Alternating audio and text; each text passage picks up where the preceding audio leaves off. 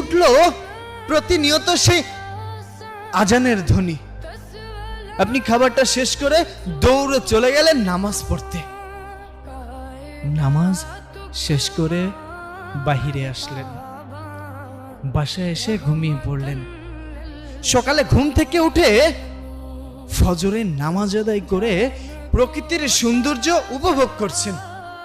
কত সুন্দর পাখির কিচিরমিচির, সূর্যটা কত সুন্দর লাল রক্তিম ধারণ করে আছে। সবকিছুর প্রেমে পড়ে গেলেন। আগে কখনো কোনোদিন এই প্রকৃতি ঠিক এমন করে আপনি দেখেননি, আপনার কাছে এমন করে মনেও হয়নি।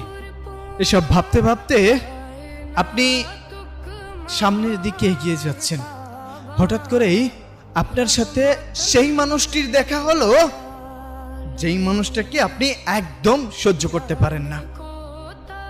স্যার, একটু ভাবুন, তখন আপনার ইমোশনটা কেমন হবে? আপনি তার সাথে তর্ক বিতর্ক করার বদলে তাকে বুকে টেনে নিলেন। সে অবাক হয়ে গেল, কি হয়েছে? আপনি কান্না করে দিয়ে সামনের দিকে আগালেন। পথে ঘাটে যেখানে যার সাথে দেখা হচ্ছে আপনি সালাম প্রদান করছেন। আপনি হঠাৎ করেই দেখলেন রাস্তার পাশে একটা কুকুর শুয়ে আছে।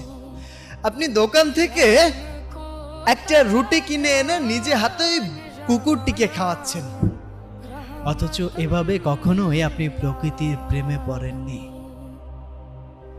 আপনি এই পৃথিবী, এই দুনিয়া, এই সৌন্দর্য ছেড়ে আপনি কোথাও যেতে চাচ্ছেন না, কিন্তু যেতে হবে।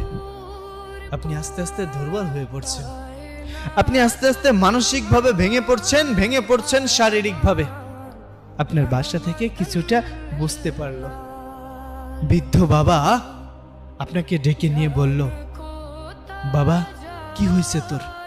এখন আর আগের মতো তর্ক করিস না। যে খাবার নিয়ে সারা দিন অভিযোগ করতিস, এখন যে খাবার দেয়া হয় সেটাই চোখ বন্ধ করে খেয়ে নিস। কি হয়েছে তোর? তখন আপনি চিৎকার করে দু চোখের পানি ছেড়ে দিয়ে বাবাকে জড়িয়ে ধরলেন। কেমন লাগছে? কষ্ট লাগছে। আপনার কান্না দেখে রান্নাঘর থেকে দৌড়ে এসে আপনার মা আপনাকে জড়িয়ে ধরল। বাবা, কি হয়েছে তোর? আপনি মলিন মুখে বললেন, মা,